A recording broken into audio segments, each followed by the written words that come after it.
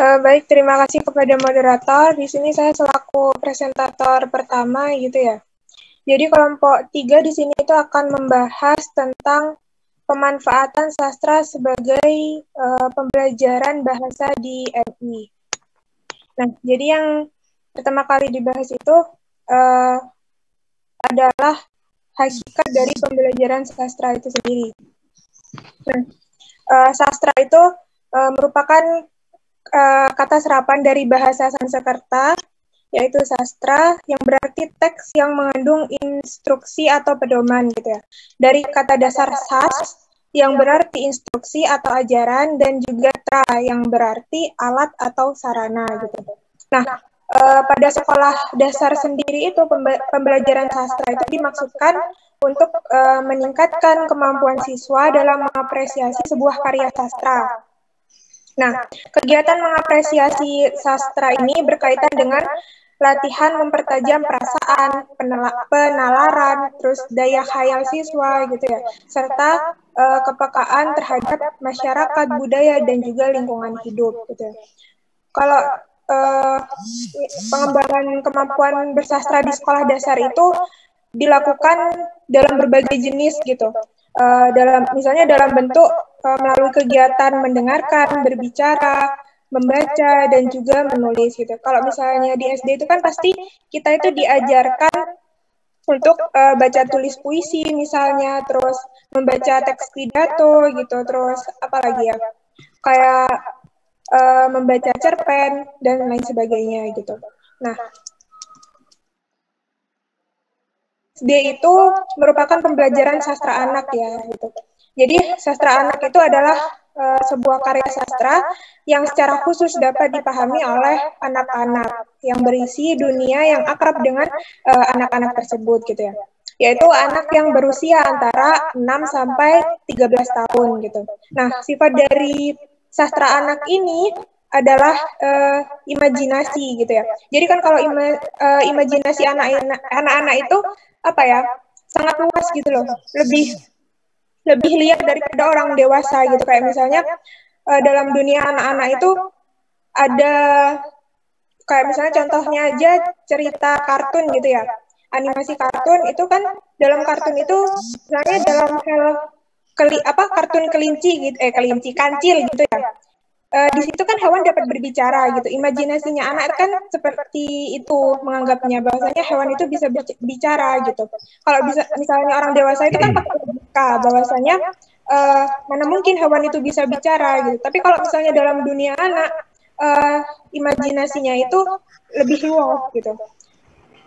Dan hakikat sastra anak itu harus sesuai dengan dunia dan alam kehidupan anak-anak yang khas milik mereka dan bukan milik orang dewasa. Jadi perbedaan karya sastra anak dan juga dewasa itu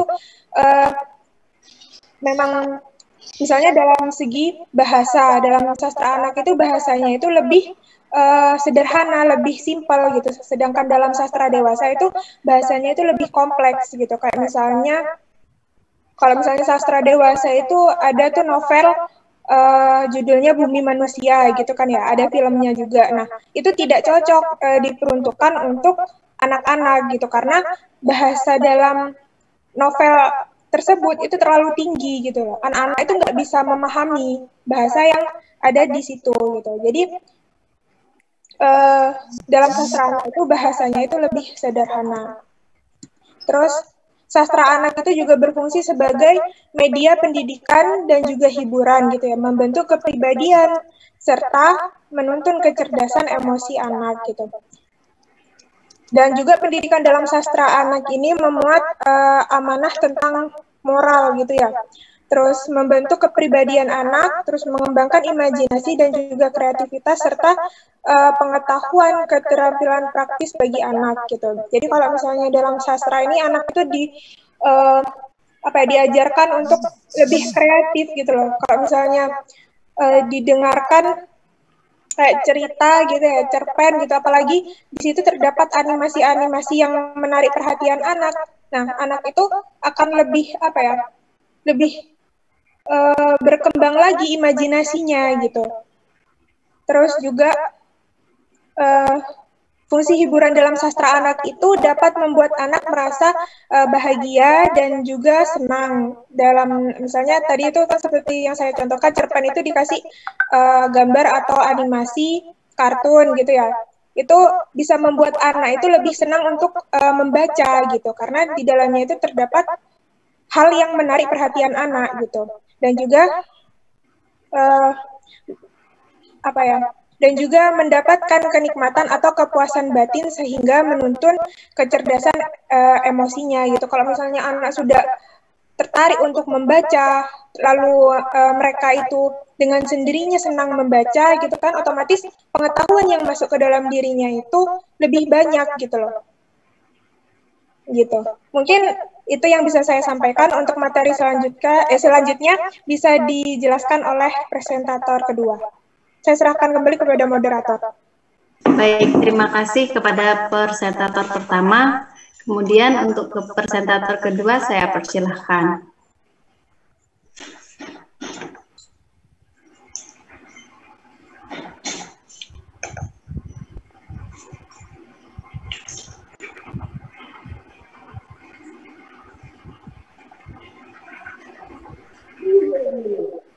Untuk presentator kedua siapa ya?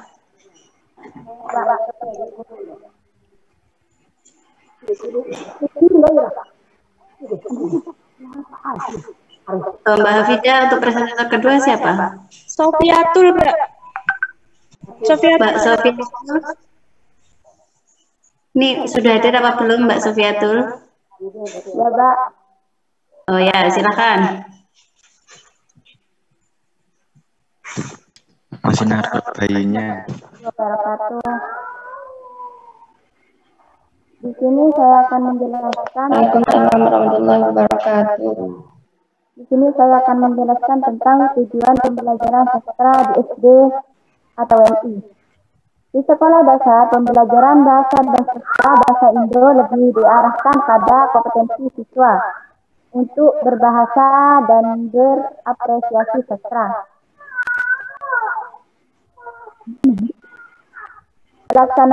Pelaksanaannya, pembelajaran sastra dan bahasa dilaksanakan secara terintegrasi.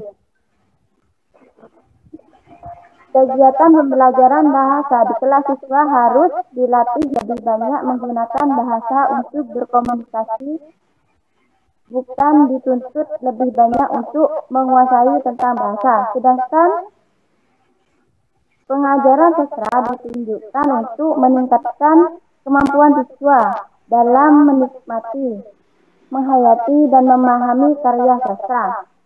Pengetahuan tentang sastra hanyalah sebagai penunjang dalam mengapresiasi. Dari pernyataan-pernyataannya, tujuan pembelajaran sastra tersebut dapat dilihat bahwa kegiatan apresiasi menjadi tujuan utama, sedangkan tingkat pengetahuan sastra diperlukan untuk menunjang terwujudnya apresiasi dalam pembelajaran bahasa secara umum. Pembelajaran sastra di sekolah dasar harus memberi pengalaman pada murid yang akan berkontribusi pada 4 tujuan, yaitu menumbuhkan kesenangan pada buku, menginterpretasi bahasa dan sastra, kemudian mengembangkan kesadaran bersastra dan mengembangkan apresiasi. Sekian dari saya. Salam. Wassalamualaikum warahmatullahi wabarakatuh. Salam.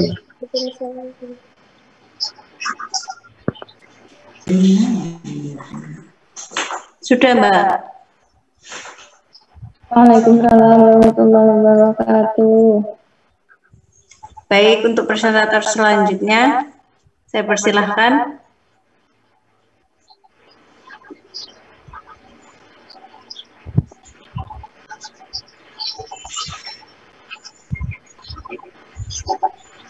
Kedengeran suaranya? Bentar Mbak, bentar. Kedengeran. Maaf, soalnya saya pakai kuota agak. Assalamualaikum warahmatullahi wabarakatuh. Waalaikumsalam warahmatullahi wabarakatuh. Waalaikumsalam warahmatullahi wabarakatuh. Di sini saya akan menjelaskan tentang manfaat pembelajaran sastra.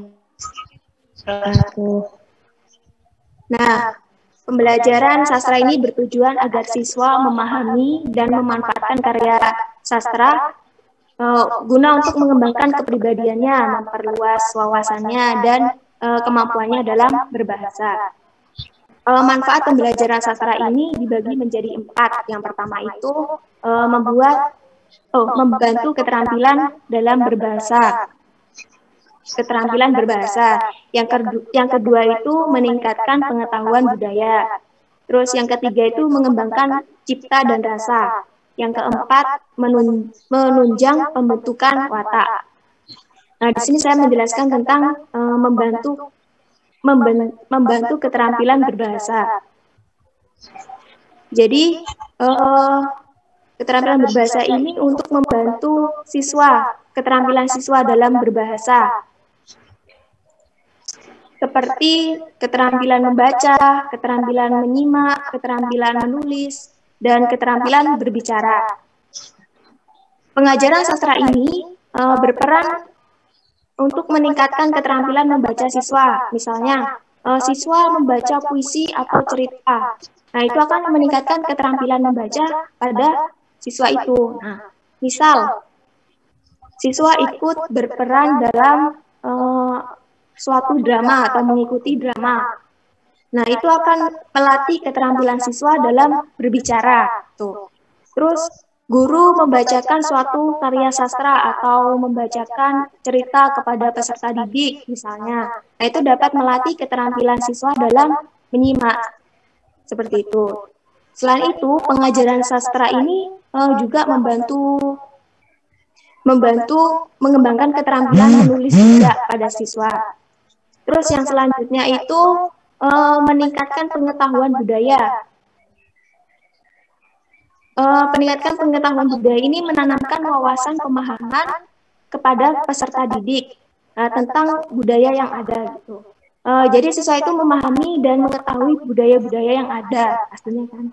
Pemahaman budaya berperan untuk menumbuhkan rasa bangga pada diri siswa itu sendiri dan percaya diri pada dirinya sendiri itu, pada siswa tersebut. Nah, hal itu akan membantu siswa mengenal karakter dan identitas dari budaya-budaya yang ada itu. Sekian dari saya, terima kasih. Assalamualaikum warahmatullahi wabarakatuh.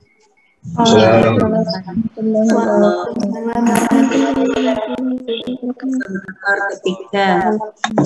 Selanjutnya saya persilahkan kepada presentator keempat. Assalamualaikum warahmatullahi wabarakatuh. Waalaikumsalam warahmatullahi wabarakatuh. Di sini saya akan melanjut yang ketiga ialah mengembangkan cipta dan rasa. Berbagai kecakapan bisa dikembangkan melalui pembelajaran apresiasi sastra, antara lain kecakapan indera, kecakapan penalaran, kecakapan afektif, kecakapan sosial, dan kecakapan religius. Nah, di sini tuh bisa yang dimaksud mengembangkan itu kita dapat memanfaatkan kecakapan penalaran dan kecakapan religius. Nah, untuk yang mengembangkan rasa berarti setelah kita belajar sastra kita mendapatkan manfaat kecakapan afektif dan kecakapan sosial. Jadi punya empati gitu sosial. Nah, selanjutnya yang keempat adalah menunjukkan pembentukan watak. Di sini pembelajaran apresiasi sastra dapat membantu siswa dalam mengembangkan kualitas kepribadian, antara lain ketekunan, kepandaian, pengimajinasian dan penciptaan. Melalui kegiatan apresiasi sastra, siswa selalu dipertemukan dengan berbagai pengalaman, terutama pengalaman batin. Misalnya, pengalaman menginterpretasikan karya sastra, pengalaman mengikuti dan menganalisis alur cerita pada cerpen, naskah drama, dan sebagainya. Hal tersebut akan sangat menunjang pembentukan berbagai watak dan kepribadian siswa. Boleh dikatakan bahwa makin banyak siswa bergelut dengan siswa, diharapkan makin mantap kepribadiannya, makin baik wataknya, sikapnya, karena lewat sastra lah berbagai ajaran moral dan pengalaman kepribadian dituangkan. Nah, di sini yang dimaksud setelah belajar sastra, manfaatnya siswa dapat mengembangkan kualitas kepribadiannya, dirinya, yaitu ketekunan, yang tadi kepandaian, dan lain-lain. Mungkin itu saja yang dapat saya sampaikan, kurang lebihnya mohon maaf. Assalamualaikum warahmatullahi wabarakatuh.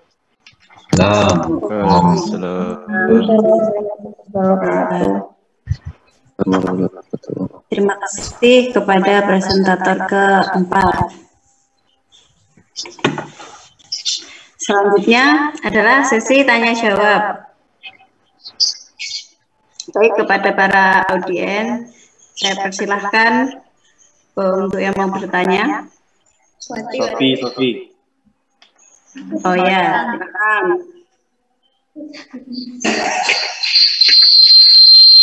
Silakan, Mbak.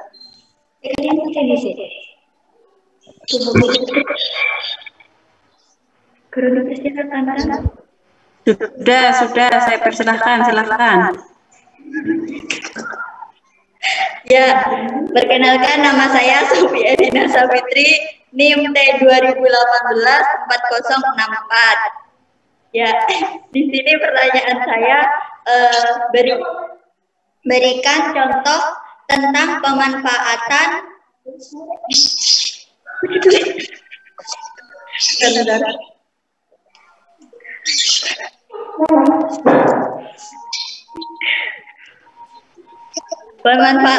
meningkatkan pengetahuan budaya tersebut dari sebentar. Jelas ya Mbak, tolong yang jelas ulang. Ya sebentar Mbak.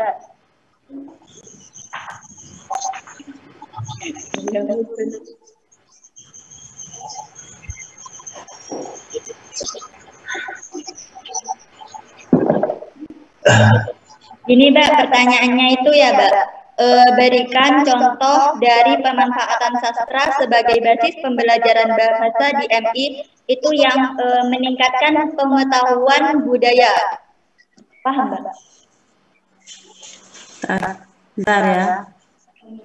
Meningkatkan pengetahuan budaya.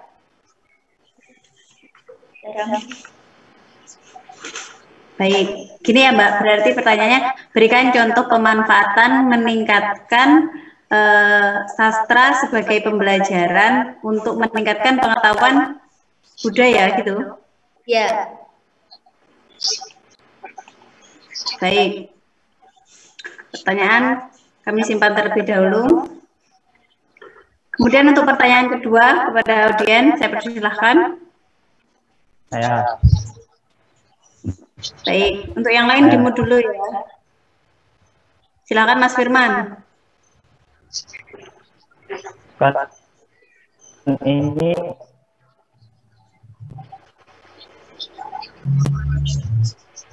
baik, bismillahirrahmanirrahim.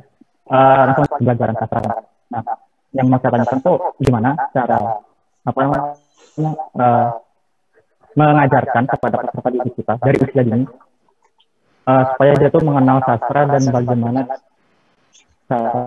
mereka itu biar bisa buat itu gimana cara?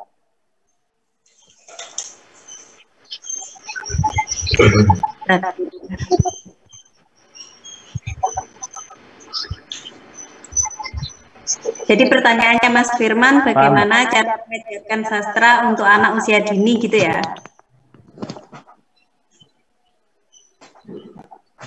Halo, tes. Iya. Ya, baik. Selanjutnya, pertanyaan Mas Firman disimpan terlebih dahulu ya. Untuk para audien yang ingin bertanya lagi,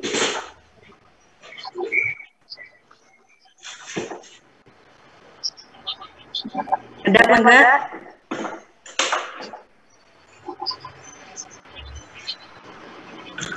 Sepertinya saya rasa belum ada ya.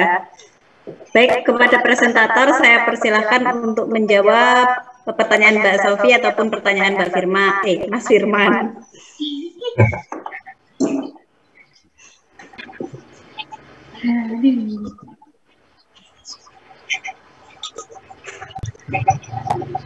Mohon izin kepada moderator, izinkan kelompok 3 untuk mendiskusikan jawabannya dulu ya. Oh, baik. Saya memberi waktu.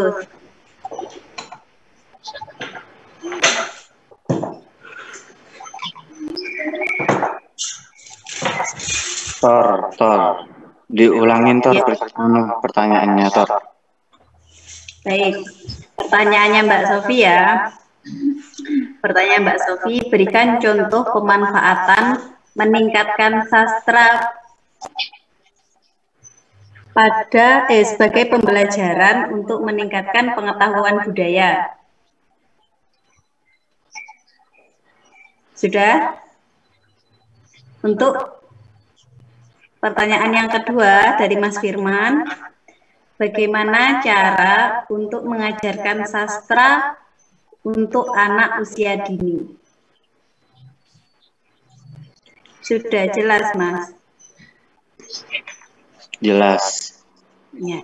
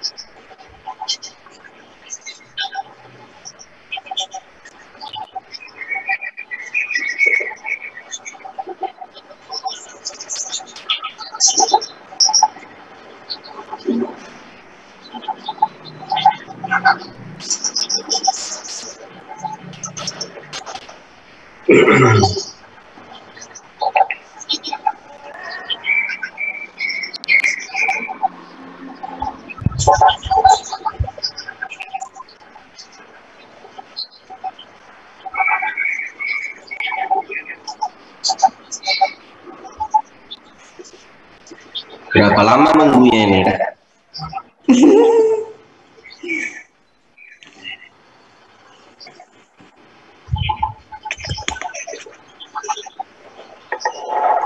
Berapa lama para presentator? Mungkin sudah ada yang bisa menjawab. Dari Mbak Sofi, Mbak Sofiatul, Mbak Hafida, Mas Ilham, dan Mbak Naila.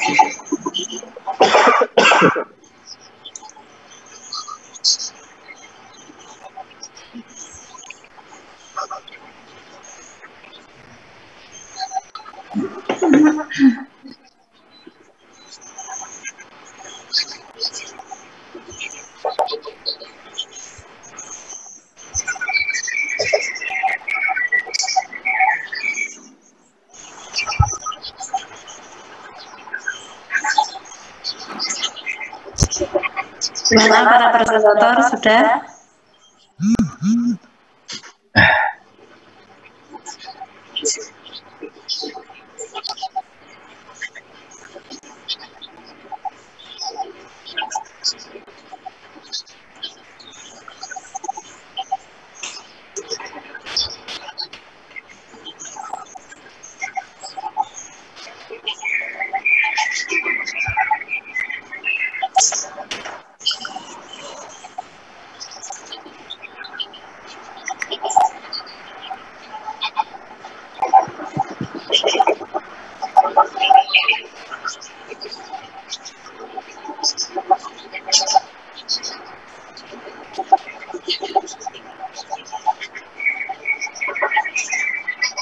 Ngantuk.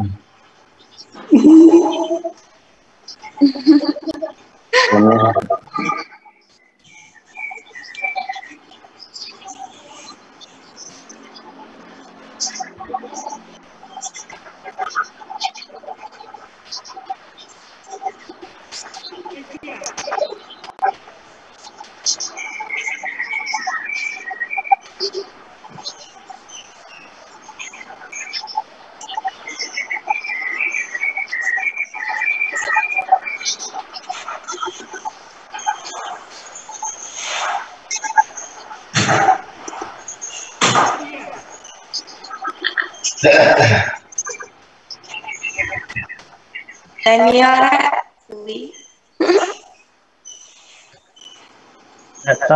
Banyak Baik, gimana? Sudah waktunya sudah cukup lama ini. Baik, Gimana? Ya, silakan Mbak Fit. di sini saya akan mencoba menjawab pertanyaan dari Mbak Sofi ya. Ya, Gimana pertanyaannya deh? pertanyaannya berikan contoh pemanfaatan meningkatkan pengetahuan budaya di sastranya. Jadi intinya itu kayak pemanfaatan sastra itu sebagai peningkatan pemahaman budaya gitu ya. Ya.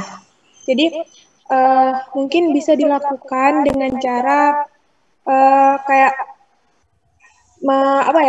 kayak membimbing siswa itu untuk melakukan sebuah pementasan drama yang di dalam drama itu bercerita tentang budaya lokal Indonesia gitu loh. Topiknya itu seperti itu, atau juga bisa melalui kayak cipta puisi gitu kan. Nah, temanya itu ditentukan oleh guru. Temanya itu tentang kebudayaan Indonesia atau seperti itu juga bisa gitu. Jadi kan dalam drama atau puisi itu juga bisa bahwasanya siswa itu diajak untuk kan mencari kayak informasi lebih lanjut gitu loh, atau juga bisa dengan kayak menyajikan cerita-cerita rakyat gitu kan, itu juga termasuk ke dalam sastra, kayak dongeng Malin Kundang itu juga bisa, itu kan termasuk salah satu cerita lokal dari Indonesia itu sendiri gitu. Jadi lebih ke gimana caranya siswa itu tertarik untuk mempelajari sastra, dan di dalamnya itu juga siswa itu dapat belajar tentang kebudayaan dari Indonesia gitu. Jadi dapat manfaatnya juga gitu. Mungkin ada yang mau menambahkan atau tanggapan dari penanya? Baik. Gimana Mbak Sofi? Mungkin ada sanggahan? Mbak Sofi? Ya. Ya, paham. Gimana, ada sanggahan atau cukup? Atau mungkin ada tambahan dari Mbak Sofi sendiri? Sudah paham. Sudah. Mungkin dari teman-teman ada yang mau menambahkan dari jawaban Mbak Hafidah?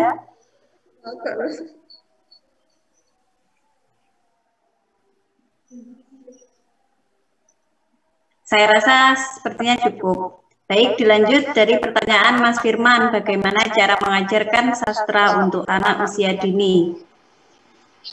Kepada presentator, siapa yang ingin mau menjawab? Saya, Tor. Baik, Mas Ilham, silakan. Di sini menurut saya salah satu yang paling efektif adalah mendongeng, dibacakan dongeng kepada anak tersebut. Karena apa? Ketika membacakan dongeng itu, anak itu pertama bisa mendapatkan pengetahuan, juga bisa berimajinasi tentang tokohnya, tentang tempatnya, tentang apanya. Jadi mungkinlah timbul sedikit atau banyak keinginan untuk membuat sastra juga. Ya, juga yang kedua di sini manfaatnya adalah mampu berpikir kritis melalui apa yang ia dengar dan imajinasikan. Nah, seperti itu. Dan juga manfaat yang ketiga mungkin dengan mendongeng ini kan ada hubungan emosional ya antara orang tua dan anaknya. Jadi secara tidak langsung bisa membangun hubungan tersebut. Mungkin itu saja, Tor. Baik, terima kasih Mas Ilham. Gimana Mas Firman? Ada sanggahan ataupun tambahan? Mas Firman. Peran orang tuanya. Orang tuanya kan tadi jelasin sama Ilhamnya. Kalau guru gimana? Apakah dengan dongeng juga atau gimana? Baik, bagaimana Mas Ilham? Ya. Kalau untuk peran kepada gurunya? Kalau peran dari gurunya ya kan diterapkannya di sekolah ya. Ya kan ada juga itu bahasa Indonesia yang kan ada dongeng-dongengnya juga. Maksudnya ada cerita ini, siswa itu suruh baca, nanti disuruh maju ke depan, disuruh ceritakan lagi ke teman-temannya, kayak yang di Upin Ipin itu loh, tahu kan? Jadi mungkin penerapannya kalau di sekolah seperti itu. Baik, terima kasih Mas Ilham. Gimana, ada feedback lagi Mas Firman? Coba dinyanyikan lagunya Upin Ipin. Permisi, ya, coba contohkan yang Upin kan gimana kan nggak tahu, nggak pernah lihat Upin Ipin saya. Iya, tidak pernah lihat. Iya. Jadi maaf, terus ini dalam forum ya, saya mute dulu.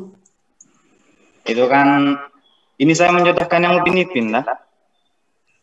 Bisa, silahkan Mas. Iya. Bisa dijadikan contoh juga. Aduh. Ya. Yang Upin Ipin itu kan waktu itu siapa namanya gurunya? Gurunya itu ya. Nah, cikgunya itu kan jadi dari setiap siswa itu punya dongeng lah, buku dongeng gitu. Nah, jadi dibacakan. Yang pertama diceritakan Upin Ipin, siapa yang maju ke depan, pokoknya adalah salah satu yang maju ke depan. Saya juga kurang begitu tahu karena saya bukan fanatik ya dari Upin Ipin. Meme. Ya, terus sudah itu kan ceritanya itu tentang dongeng. Nah, setelah itu kalau tidak salah Kancil dan Kura-Kura. Nah, itu kan diceritakan juga ada animasinya kan.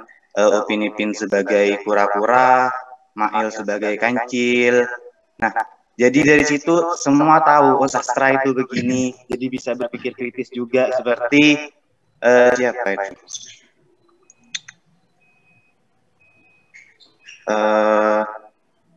Siapa namanya tadi?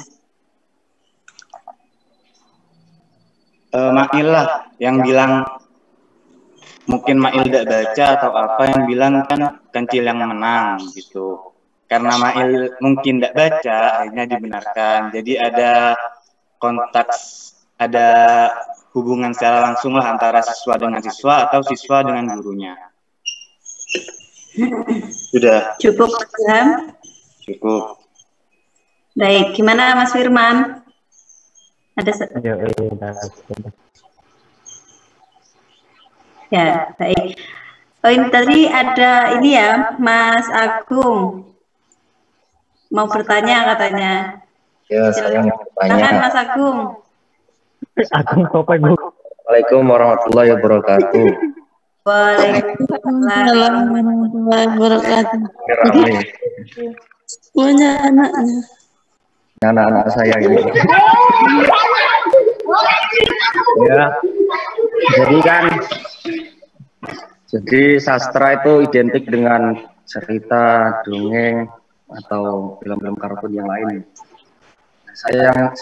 Yang saya ingin tanyakan itu ada dan bisakah kita mengajarkan kepada siswa itu mengajarkan sastra kepada siswa dengan memanfaatkan lingkungan di sekitar.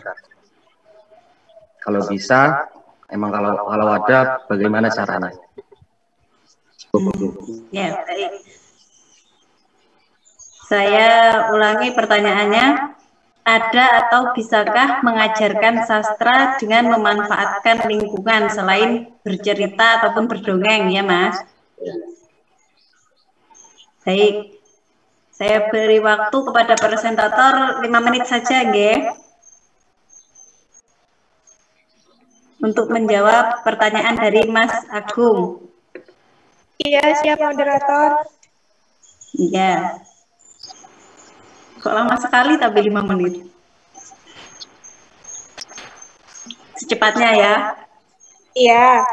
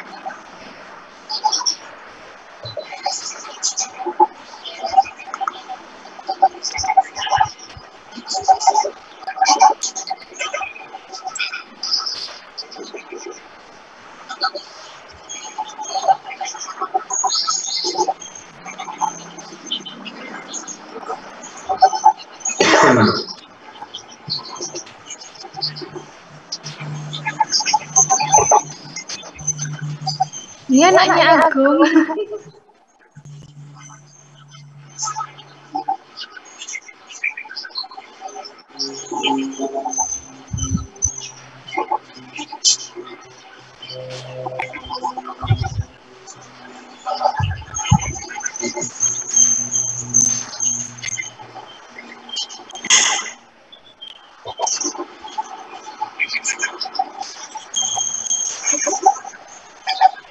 Apa bisa kok gemes dulu anak aku? Pengen jadi ibu ya tak? Nggak ganda diri anak Iza ini.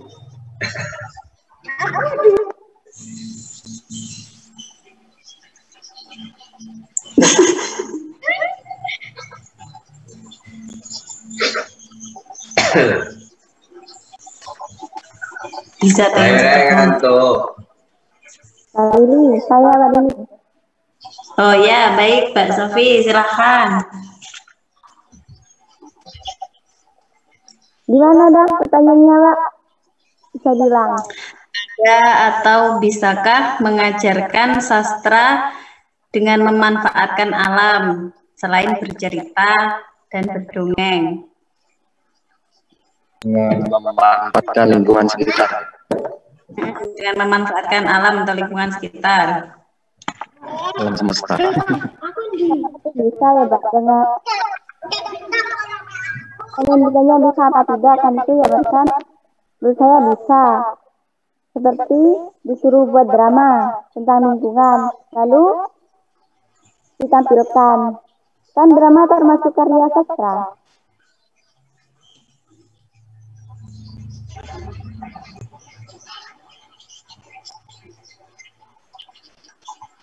Baik, sudah.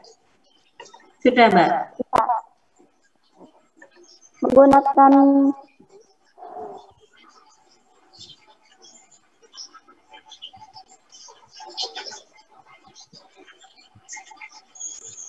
anak-anak itu ya disuruh buat drama, terus itu membuat drama tentang lingkungan, lalu ditampilkan. Kan drama itu termasuk Mbak, karya sastra. Ya, begitu ya jawabannya. Gimana Mas Agung? Ada tanggapan ataupun tambahan dari Mas Agung sendiri atau dari teman-teman? Ya, mungkin presentator yang lain ingin menambahkan atau apa supaya lebih jelas lagi. Baik Mbak Lili, di sini saya berusaha untuk menambahkan ya. Ya, silakan. Ini kalau misalnya dalam hal pembelajaran bahasa Indonesia dan juga sastra itu kan mayoritas guru hanya memberikan teori saja gitu ya, dan melakukan pembelajaran hanya di dalam kelas gitu. Banyak yang banyak yang seperti itu gitu pembelajarannya kan, itu bisa jadi membuat anak itu jadi bosen gitu ya. Nah, sekali-kali itu guru juga bisa mengajak anak itu untuk melakukan pembelajaran di luar kelas gitu atau outdoor gitu ya. Dengan cara, kalau saya dulu tuh SD itu diajak keluar gitu ya, atau kumpul di lapangan gitu, disuruh mengamati lingkungan sekolah dari lingkungan terdekat saja gitu ya, misalnya contoh lingkungan sekolah. Jadi disuruh mengamati lingkungan sekitar. Nah, setelah itu guru itu menugaskan kepada siswanya itu untuk membuat sebuah cerita pendek atau cerpen gitu ya, yang menceritakan ya udah lingkungan sekolah itu, entah apa yang ada di sekitar lingkungan sekolah. Misalnya di sekolah itu terdapat daerah persawahan atau ada juga ada pasar atau apa gitu. Terserah, sudah itu sesuai dengan imajinasi siswa masing-masing. Jadi pembelajaran itu nggak cuma hanya di dalam kelas saja gitu. Jadi dari lingkungan sekitar itu, di lingkungan sekolah tadi, guru itu dapat menugaskan kepada siswa untuk membuat cerpen tadi atau membuat puisi yang berkaitan dengan sekolah atau lingkungan di sekitarnya. Juga bisa mengamati lingkungan di sekitarnya gitu. Budaya apa yang sangat erat di lingkungan sekitarnya gitu. Baik. Gimana Mas Agung? Cukup jelas sepertinya jawabannya? Iya, cukup jelas. Mungkin ada tambahan dari teman-teman yang lain selain presentator?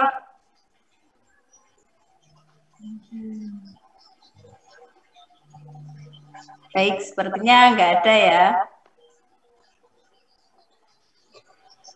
Baik, karena saya rasa jawaban dari para presentator sudah cukup luas dan pertanyaan juga semuanya sudah dijawab, maka telah selesailah presentasi pada hari ini. Terima kasih kepada seluruh presentator, semoga materi kita bermanfaat untuk kita semua. Sekian dari kami, apabila para presentator dan moderator ada yang salah, mohon maaf. Wassalamualaikum warahmatullahi wabarakatuh.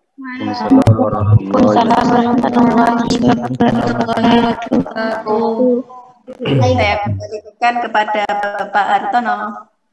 Oke, baik, terima kasih. Ada hal mendasar yang ingin saya sampaikan di materi kita kali ini.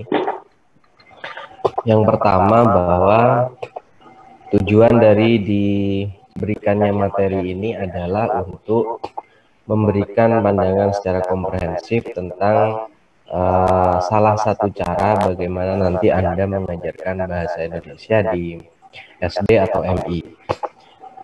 Nah, cara yang dimaksud di sini adalah mengajarkan siswa bahasa Indonesia tetapi dengan menggunakan basis sastra. Di semester kemarin kita sudah belajar tentang sastra itu. Jadi kalau di SDMI itu sangat terbatas sastranya, jadi hanya ada puisi, ada prosa, kemudian ada drama. Nah, itu diajarkan mulai dari kelas 1 sampai dengan kelas 6, itu tidak luput dari 3 hal itu saja untuk sastranya.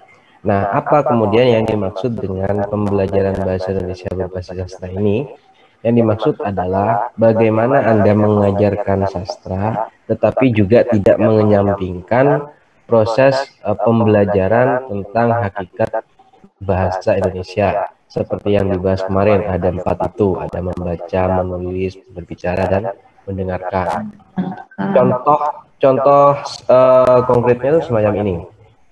Ketika misalnya nanti di materi tematik itu ada misalnya puisi ya, jadi siswa itu kan biasanya di buku pedoman itu ada puisi. Maka di situ ketika sampai pada materi puisi, Anda sebagai guru nanti pertama membacakan puisi. Dalam proses membacakan puisi, anak-anak itu akan secara tidak langsung mereka belajar apa? Mendengarkan. Oke. Jadi di situ Anda mengajarkan puisi, tetapi juga mengajarkan bagaimana mendengarkan yang baik. Bagaimana mengukur atau cara mendapatkan sesuatu dari apa yang dia dengarkan. Anda sekali baca puisi itu, misalnya ke 25 siswa, maka di situ akan ada proses transformasi informasi. Ada yang paham maksudnya, ada yang cuma suara saja yang masuk, ada yang bisa mengulanginya, dan lain semacamnya. Nah, proses itu, Anda membaca puisi kemudian didengarkan, itu adalah proses, salah satu proses pembelajaran bahasa Indonesia pada bidang mendengarkan. Nah, itu yang saya maksud. Kemudian, setelah puisi itu dibacakan, maka nanti anak-anak itu akan merespon. Meresponnya seperti apa? Ada yang bicara, ada yang menulis. Karena itu adalah salah satu keterampilan dasar berbahasa yang aktif dan pasif. Kalau aktif itu ya yang aktif dan pasif. Yang aktif itu adalah bicara dan menulis. Jadi responnya nanti akan bermacam-macam. Misalnya Anda sebagai guru nanti bertanya, anak-anak, apa yang kamu dapat dari puisi yang ibu bacakan? Apa yang kamu pahami? Maka anak-anak akan spontan menjawabnya. Ya, yang dia suka bicara maka dia akan berbicara dengan banyak, melebihi puisinya. Ya, bahkan ada yang hanya berbicara 1 atau 2 kata dari respon puisi tadi. Nah, bicara di sini ini adalah bagian dari proses belajar itu sebenarnya. Proses belajar bahasa Indonesia, sekalipun basicnya Anda mengajar sastra. Nah, itu yang dimaksud dari materi kita kali ini. Nah, begitu seterusnya ketika misalnya nanti anak diminta untuk mengulangi lagi puisi itu atau menceritakan kembali puisi itu menggunakan tulisan, maka di situ anak akan belajar menulis. Nah, belajar menulis di situ Anda tidak bisa menyampingkan cara menulis yang benar, seperti misalnya subjek, predikat, objek, keterangan, itu harus melalui kontrol. Nah, ini sebenarnya yang dimaksud dengan mengajarkan bahasa Indonesia. Basicnya tetap puisi, basicnya tetap sastra, yang diajarkan sastra, tetapi prosesnya itu tetap menjadi satu tujuan utama dari pembelajaran. Nah, begitu seterusnya ya, membaca, mendengar, menulis, dan berbicara. Nah, yang lain juga sama, ya, prosa, cerita, apalagi anak itu paling suka kalau cerita ya. Cerita mistis, cerita apa namanya, dongeng dan lain semacamnya itu adalah bagian favorit daripada anak. Jadi kenapa kemudian sastra itu tidak bisa dihilangkan dari proses pembelajaran bahasa Indonesia?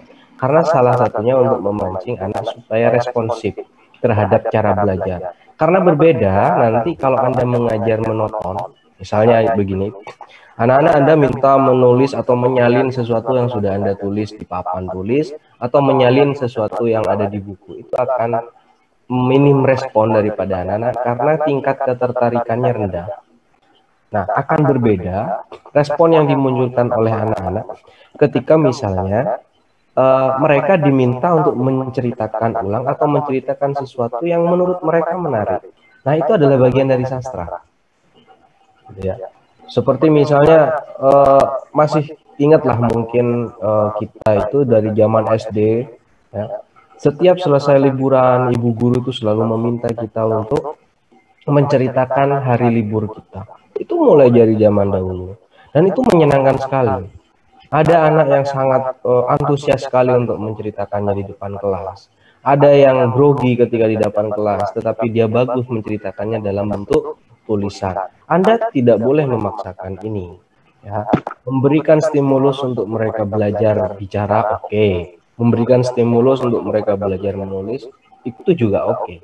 Tetapi memaksakan bahwa anak harus menguasai dua-duanya, itu juga tidak baik, begitu ya. Jadi berikan mereka fasilitas. Jadi kalau misalnya ada, Bu, saya mau cerita tapi mau nulis saja, berikan kesempatan. Siapa yang membacakan? Boleh dirinya, boleh temannya, atau boleh Anda sebagai guru. Tapi kalau anak yang memang mau bercerita di depan kelas, biarkan mereka bercerita di depan kelas.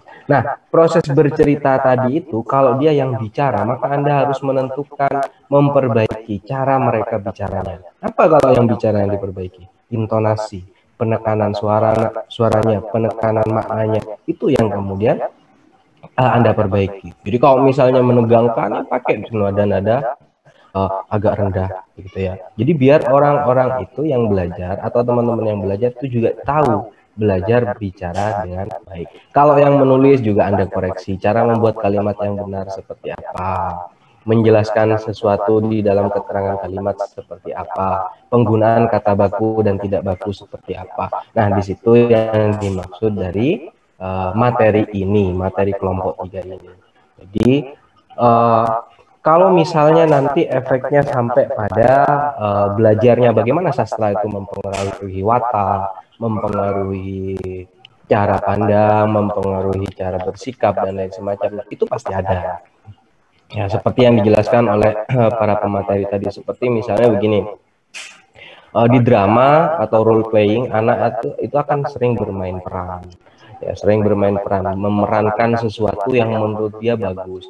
Makanya kemudian anak kenapa kok kadang anak sering tengkar di sekolah? Mungkin dia sering nonton televisi yang di situ ada adegan-adegan pemukulan, gitu ya, pemerasan, bullying dan lain semacamnya. Itu adalah bagian dari dramatisasi anak sebenarnya.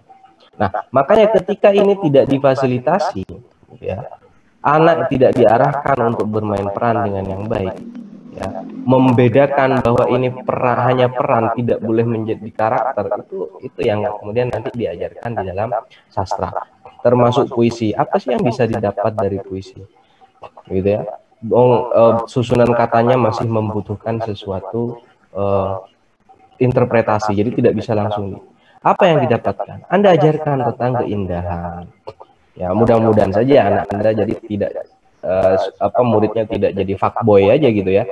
Jadi sesuatu yang romantis, tidak, tetapi dia mengajarkan keindahan, bagaimana mengungkapkan sesuatu dari cara pandang yang berbeda gitu. Jadi kalau misalnya dia lihat bulan, bagaimana cara mengungkapkan keindahan bulan itu? Ya, dia merasakan senang, bagaimana mengungkapkan rasa senang itu dengan bahasa-bahasa mereka. Nah, itu yang dimaksud dengan sastra itu. Kemudian prosa, ingat, cerita atau dongeng, cerita apapun bentuknya itu adalah suatu yang bisa bagi sebagian orang itu melegakan, itu harus diasah. Contohnya sederhana saja, kalian itu kalau ada masalah tidak pernah cerita sama orang lain atau tidak pernah menceritakan di dalam di dalam tulisan, itu tidak akan merasa lega, ya, tidak akan merasa lega, karena memang naluri manusia itu ketika dia punya kisah, maka dia butuh apresiasi, siapapun itu orangnya, ya, karena bahagia itu ditentukan oleh orang sekitar kita. Banyak sekali kita merasa bahagia tapi kata orang lain nggak bahagia, gitu ya. Makanya sekali-kali kita kan pasti ada sombongnya. Jadi kalau lagi senang kita cerita sama teman, ya. Kalau lagi sedih kita juga cerita. Ya. Itu adalah hal yang normal. Nah, makanya bentuk prosa atau bentuk cerita yang di SD atau MI ini harus kita sering-sering kita ajarkan gitu ya, sebagai bentuk untuk menstimulus mereka di dalam melampiaskan sesuatu yang mereka pahami. Nah, tetap intinya adalah bagaimana membentuk karakter mereka menjadikan baik. Ingat, dalam puisi, dalam prosa, dalam drama, jangan kesampingkan sesuatu yang disebut dengan pesan, ya. Semuanya itu ada pesannya. Nah, kadang guru lupa untuk memberikan pesan di akhir acara. Setelah baca puisi, apa sih yang didapat dari puisi itu? Ini loh pesannya. Ini loh yang tidak boleh dilakukan. Ini yang harusnya dilakukan. Misalnya Anda bercerita tentang buaya sama kancil, kera dengan kancil. Sampaikan pesan moralnya. Jangan sampai lupa. Termasuk kepada di drama juga. Itu sampaikan juga pesan moralnya. Nah, itu. Kemudian selanjutnya ada beberapa tadi pertanyaan. Misalnya dari belakang dulu, dari Agung misalnya. Bagaimana kemudian memanfaatkan sastra dari dunia sekitar? Memang kalau di materi kemarin kita sudah bahas tentang contextual learning. Artinya kita belajar dari yang ada di sekitar kita. Jangan sesuatu yang membayangkan saja kita nggak nutut, atau siswa membayangkan saja nggak nutut. Misalnya orang yang tinggal di, mohon maaf ini, yang tinggal di Madura, yang di situ nggak ada kereta api, kemudian diajak bicara tentang kereta api, ya nggak nyambung. Ya. Ya, mungkin hanya tahu gambarnya, bentuknya aja nggak tahu, suaranya aja nggak tahu. Nah, kontekstual itu penting, termasuk di dalam sastra. Sudah ada yang tadi yang berpendapat bahwa aja anak keluar sekolah, lihatlah sesuatu yang ada di sekolah, misalnya lihat sawah, buatlah puisi tentang sawah, buatlah cerita tentang sawah, hal-hal yang mereka memang lakukan sehari-hari. Itu memang tuntutan di dalam proses pembelajaran, ya. Bukan hanya suatu apakah bisa atau tidak, tetapi memang keharusan dari guru untuk mengarahkan anak belajar bahasa Indonesia, belajar sastra dari hal-hal yang ada di sekitarnya. Kemudian tadi juga ada pertanyaan dari Firman. Apa tadi, Lili? Firman apa tanya apa? Bagaimana cara mengajarkan sastra untuk anak usia dini? Ya, mengajarkan sastra kepada anak usia dini itu jangan dibayangkan Anda harus menjelaskan sastra adalah tidak, ya. Sama dengan Anda mengajarkan sopan santun kepada anak. Apa? Dengan uswah. Uswah itu apa bahasa Indonesianya? Teladan, ya. Ya, dengan teladan. Jadi Anda memberikan praktik langsung atau menunjukkan praktik langsung. Ya, jangan kita membayangkan bahwa di anak usia dini ngerti puisi, tidak. Tetapi ketika misalnya Anda membacakan sesuatu, bernyanyi dan lain sebagainya. Bernyanyi itu kan juga bait-bait puisi. Bercerita itu adalah sesuatu yang termasuk sastra. Jadi ajarkan saja mereka untuk bercerita. Ajarkan mereka untuk mendengarkan cerita, ajarkan mereka untuk menceritakan kisahnya dan lain semacamnya. Itu adalah bagian dari hal-hal yang bisa diajarkan pada anak usia dini tentang drama. Termasuk tentang sastra. Termasuk drama, ya, termasuk drama. Anak-anak sekarang canggih-canggih loh, kalau apalagi sekarang kan zamannya TikTok gitu kan ya. Coba lihat anak usia dini itu. Berapa banyak anak usia dini yang sudah bisa menirukan gerakan TikTok gitu. Dan fasih. Dan saya yakin orang-orang tua semacam kalian itu, ya anggaplah kalian tua lah, ya. Orang tua semacam kalian itu, saya nggak yakin bisa sebaik itu gerakannya. Itu anak kecil loh. Ya. Kenapa begitu? Drama itu kan peniruan, imitation, ya. Jadi meniru mereka itu. Nah, artinya kita jangan khawatir bahwa mereka akan sulit nangkep, tidak. Tetapi ketika sesuatu itu disajikan untuk mereka yang sukai, mereka akan sangat cepat. Ya. Itu salah satu bukti atau contoh. Jadi kalau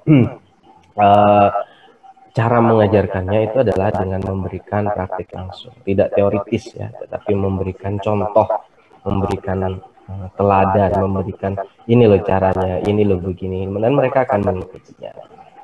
Kemudian pertanyaan pertama tadi siapa?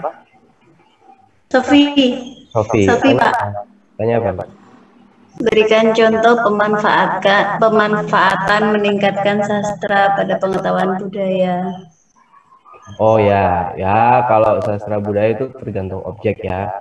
Jadi kalau misalnya dia objeknya tentang budaya, kalau di Jawa misalnya nanti ada reog, kalau di Madura ada karapan sapi. Jadi ketika itu momen-momen tertentu, misalnya Anda minta anak untuk membuat salah satu karya sastra tentang karapan sapi misalnya ya. Nah, di situ anak akan belajar tentang budaya itu. Ya, mereka akan mengisahkan kisahnya masing-masing. Ada yang sedih, ada yang senang, ada yang tidak suka, ada yang sangat suka, dan lain semacamnya. Tergantung apa? Tergantung pengalaman hidup mereka. Ya, jadi kayak gitu itu nanti akan bergantung, mengalir saja. Nah, intinya adalah bahwa ketika nanti Anda mengajar bahasa Indonesia, bertemu dengan sastra, jangan hanya fokus pada sastranya, tapi juga peduli pada bagaimana mereka belajar bahasa Indonesia dasar, termasuk penambahan perbendaharaan kata. Misalnya ada kata baku, tidak baku, begitu ya. Jadi penggunaannya kapan saja dan lain semacamnya. Anda itu bisa sekaligus diajarkan dengan menggunakan basis sastra, gitu ya. Jadi itu untuk materi ini. Nah, nanti tantangan kita itu sebenarnya apalagi di masa pandemi kayak gini nih ya, itu adalah ngajar daring, ngajar online. Seperti kelas kalian hari ini magang, mereka magangnya online gitu kan. Nah, mau tidak mau nanti kalau misalnya ini si corona ini nggak pindah-pindah, misalnya nggak hilang-hilang misalnya ya, bukan nggak mungkin pendidikan kita di masa akan datang semacam homeschooling kayak gini terus gitu. Nah, jadi kalau misalnya itu terjadi, maka mau tidak mau Anda harus memodifikasi cara belajar Anda. Akan banyak dibutuhkan teori-teori baru bagaimana cara mengajarkan sesuatu dengan daring, ya, gitu ya, dengan daring, dengan online. Padahal yang dibutuhkan adalah tatap muka. Contoh misalnya interaksi atau bicara itu susah dimengerti kalau misalnya tidak melihat mimik muka atau wajah. Makanya kalian kalau ditembak cowok, terus dia tembaknya cuma lewat WhatsApp atau nelpon aja, nggak usah mau. Bisa jadi dia sambil cengengesan nembak kamu kan, nggak serius gitu kan. Karena kita nggak pernah lihat mimik mukanya, gitu kan. Jadi makanya kalau misalnya nanti kita ngajar daring yang diajarkan tentang interaksi, tentang bicara, tentang respon dan lain semacamnya, itu bagaimana caranya? Makanya nanti dibutuhkan banyak modifikasi. Ya berharap saja nanti pandemi ini segera berakhir, jadi kalian bisa mengajarnya nanti secara offline lagi gitu ya. Jadi tidak hanya online lagi itu. Tapi banyak orang yang berharap belajarnya begini aja gitu kan, banyak juga ya, karena dia lebih bebas gitu kan, bisa kemana-mana. Baik, saya kira itu ya untuk penjelasannya. Kalau ada yang mau ditanyakan silakan,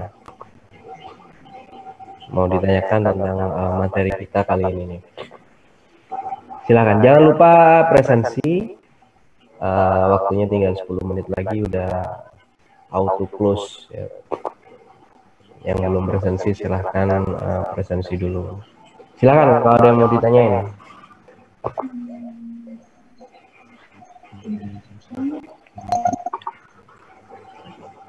Halo? Ada? Tidak ada?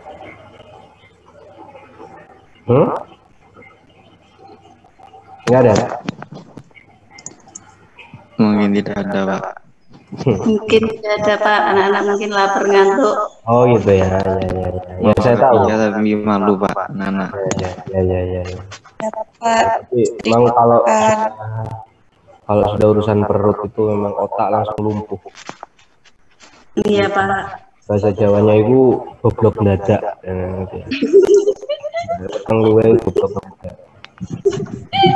Oke, baik. Saya kira itu untuk hari ini. Minggu depan kita hemat kuota, nggak tahu beberapa pertemuan lagi kita hemat kuota. Jadi seperti biasa kita diskusi di LMS. Nanti kalau saya kangen ketemu kalian, saya minta pakai Zoom lagi, gitu ya. Ya, Ya, Bapak. Oke, baik. Saya kira itu. Bapak. Oke. Baik, saya kira itu untuk hari ini ya. Jadi mudah-mudahan bermanfaat. Sekali lagi kita jaga kesehatan. Ya. Oh iya, siapa? Yang meninggal? Kalian sudah ke sana semua? Ampun, Pak. Sudah. Ampun, alhamdulillah. Ampun, Pak. Iya, ya didoain mudah-mudahan husnul khotimah ya. Amin. Baik, saya kira itu untuk hari ini. Terima kasih. Mudah-mudahan bermanfaat. Assalamualaikum warahmatullahi wabarakatuh. Waalaikumsalam warahmatullahi wabarakatuh. Jangan lupa nanti hasil record Fadil diupload di YouTube kelas, kemudian linknya ditampilkan di LMS ya. Baik, Salif ya. Ya, Pak.